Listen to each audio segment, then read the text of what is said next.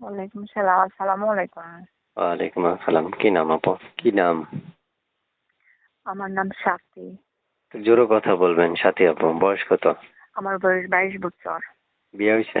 হ্যাঁ, আমার বিয়ে হয়েছে। জি। বিয়ে হয়েছে? হ্যাঁ, আমার বিয়ে হয়েছে। আচ্ছা। কেন আসছেন আবার তারপরে প্রতিবেদনে? ভাই, আমি প্রতিবেদনে আসলাম। আমার বিয়ে হয়েছিল। বিয়ে হওয়ার পরে আমার স্বামী মারা গেছে। 3 মাসের মাথায় আমার স্বামী মারা গেছে। আর যাওয়ার পরে যেটা মুসলমানের মেয়েগুলো মানে 45 দিন স্বামীর বাড়িতে থাকে।